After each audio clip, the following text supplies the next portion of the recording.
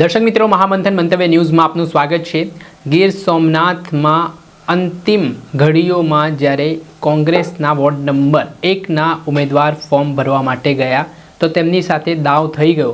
જી હા, થોડાક મિનિટો તેઓ મોડા પહોંચ્યા તો પ્રાંત અધિકારીએ ફોર્મ લેવાનો ઇનકાર કરી દીધો, જેના કારણે ગીર સોમનાથના કોંગ્રેસના ધારાસભ્ય વિમલ ચુડાસમા પણ પ્રાંત અધિકારીની કચેરીએ દોડી આવ્યા હતા ને જે તેમણે દલીલો કરી, જે આખી ઉગ્ર ચર્ચાના વિડીયો છે તે પણ સામે આવ્યા છે। સ્થાનિક સ્વરાજ્યની ચૂંટણીનો માહોલ છે ને આ માહોલ વચ્ચે લોકો ઉમેદવારી પત્રક ભરવા માટે શક્તિ પ્રદર્શનો પણ કરતા જોવા મળી રહ્યા છે। ત્યારે વોર્ડ નંબર 1ના કોંગ્રેસના ઉમેદવાર સંજય જેઠવા છે પોતાના સમર્થકો સાથે પ્રાંત કચેરીએ ફોર્મ જમા કરવા માટે પહોંચ્યા હતા। આ દરમિયાન તેઓ થોડાક મોડા પહોંચતા પ્રાંત અધિકારીએ ફોર્મ લેવાનો ઇનકાર કર્યો અને ત્યારબાદ મોટી બબાલ થઈ। પહેલા એ સમગ્ર ઘટનાના દ્રશ્ય સામે આવ્યા છે, જેમાં વિમલ ચુડાસમા છે તે પ્રાંત અધિકારીને કેટલાક સવાલો કરી રહ્યા છે ને શું કહી રહ્યા છે તે સાંભળો।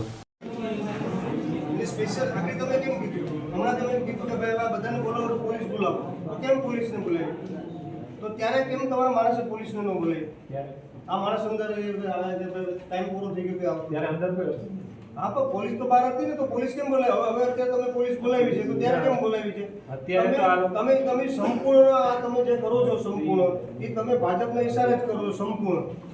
આ ખોટું કરો છો તમે। કઈ વાંધો નહીં, તો અમે ઉપર જશું એમાં થોડું એમાં તમે એવું નહીં રાખતા કે ભાઈ અમે કઈ બોલશું નહીં।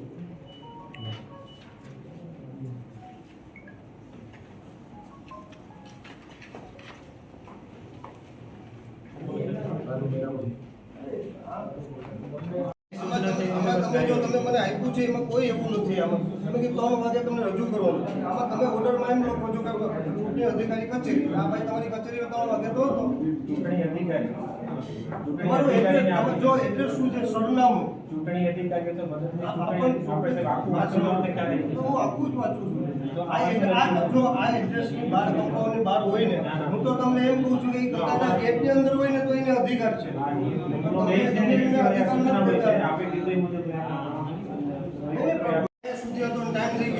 આ ભાઈ એમ કહે છે તમારા કેમેરા વાળો કે 3 વાગે મેં એક્સિડન્ટ બંધ કર્યું, આ ભાઈ ઉડીને આવ્યું, આ ભાઈ ક્યાંથી આવ્યું?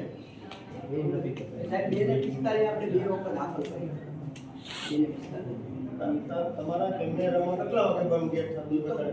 ગેટ બંધ કરી કેટલો ટાઈમ 3 વાગ્યાનો ઓલો ગેટ બંધ થતો બતાવે છે તમે સૂચના ત્યાં તો એ ભાઈ હોય તો કેવી રીતે આવે? પણ જગ્યા ગેટથી આવતા હોય તો કેટલી વાર લાગે? એ ઓલરેડી અંદર આવી જ ગયો તો, પણ આ ભાઈ એટલે જવાનું હતું। હવે આ સમગ્ર ઘટનાનો જે વિડીયો સામે આવ્યો છે, જે વિડીયોમાં ધારાસભ્ય વિમલ ચુડાસમા રજૂઆત કરી રહ્યા છે કે આમાં જે તેમના ઉમેદવાર છે તે તો સમયસર પહોંચી ગયા હતા, પરંતુ કોઈ પ્રોસેસના કારણોસર તેમને મોડું થઈ ગયું। ત્યાર પછી તેમણે મીડિયા સમક્ષ વાત કરી ને તેમણે કહ્યું કે પ્રાંત અધિકારી જે હાલ ઇલેક્શનની ડ્યુટી કરી રહ્યા છે તે અધિકારી ભારતીય જનતા પાર્ટીના એજન્ટ તરીકે વર્તી રહ્યા છે ને તેઓ અધિકારી નહીં પરંતુ ભાજપનો પટ્ટો પહેરીને કામ કરતા હોય તે ત્યાં સુધીના આક્ષેપો વિમલ ચુડાસમાએ લગાવતા શું કહ્યું તે પણ સાંભળો। લોકોએ ફોર્મ રજૂ કર્યું। અમે કોંગ્રેસ પાર્ટી દ્વારા ટોટલી 43 ફોર્મ રજૂ કરવામાં આવ્યા છે। એમાંથી 43 ફોર્મમાંથી સંજયભાઈનું ફોર્મ સ્વીકારવામાં નથી આવ્યું। ટોટલી વેરાવળ પાટણમાં 11 વોટ છે, 44 ઉમેદવાર હોય છે, ત્યારે કોંગ્રેસ પાર્ટી દ્વારા 42 ફોર્મ રજૂ કરવામાં આવ્યા છે અને સંપૂર્ણ રીતે કોંગ્રેસ પાર્ટી તાકાતથી લડવાની છે અને પ્રજા સંપૂર્ણ રીતે આ વખતે કોંગ્રેસ પાર્ટી સાથે રહેવાની છે। પણ જે અન્યાય થઈ રહ્યો છે, અધિકારી ગમે એવો અન્યાય કરે પણ અમારા કોંગ્રેસ પાર્ટીના સૈનિકો અને ઉમેદવારો મક્કમ છે અને મક્કમતાથી લડવાના છે। અને સંજયભાઈ જેઠવા જે છે એમનું ફોર્મ ખોટી રીતે જે રદ કરવામાં આવ્યું છે એ ચૂંટણી પંચ કલેક્ટર હોય કે ગાંધીનગર હોય ત્યાં ફરિયાદ કરવામાં આવશે, જરૂર પડશે તો કોર્ટના દરવાજા પણ ખટખટાવવામાં આવશે।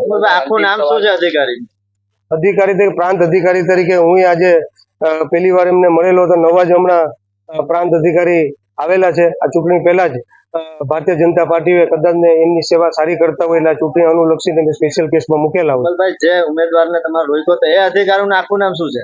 એ અધિકારીનું નામ કમલેશભાઈ છે અને એ મને સંજયભાઈ કહેવા માંગે કે આ કમલેશભાઈ છે। ત્યારે કમલેશભાઈ પોતે પ્રાંત અધિકારીની સામે સ્વીકાર્યું કે તમારી ગેટની સામે 3 વાગે અને 1 મિનિટ હતા, તો એમાં સમય લખ્યો છે પ્રાંત કચેરીમાં 3 વાગે હોવું જોઈએ। ખરેખર તો આ જે આખી જગ્યા છે પ્રાંત કચેરીની જગ્યા છે, એ સમયે ખરેખર તો આ ગેટ છે, જે મેઇન ગેટ છે, ત્યાં 3 વાગે પહોંચી ગયો હોય તો એમને અંદર આવવું જોઈએ. આ ભાઈ તો પ્રાંત કચેરી ઓફિસની અંદર પહોંચી ગયા, છતાં પર કિનાખોરી રાખીને એમને ફોર્મ ભરવામાં નથી દેવામાં આવ્યું. આપણે સાંભળ્યા હતા ધારાસભ્ય વિમલ ચુડાસમાને, જેમનો આક્રોશ 7મા આસમાને છે, કેમ કે તેમના ઉમેદવારનો ફોર્મ લેવાનો પ્રાંત અધિકારી ઇનકાર કર્યો છે અને કહ્યું છે કે સમય પૂર્ણ થઈ ગયો છે, તેના કારણે તેઓ ફોર્મ નથી સ્વીકારી શકતા અને આના જ કારણે હવે વિવાદ છે તે વકર્યો છે. જોકે હવે આ ઘટનામાં જોવાનું રહ્યું કે સંજય જેઠવા અંતે ચૂંટણી લડી શકે છે કે પછી તેમને આજે તેમની સાથે ખેલ થઈ ગયો તો તેના કારણે આ વખતે તેમને મોકો નહીં મળે, તે આવનારો સમય બતાવશે. દર્શક મિત્રો, આવા જ વિડીયો જોવા માટે મહામંથન મંતવ્ય ન્યૂઝ જોતા રહો.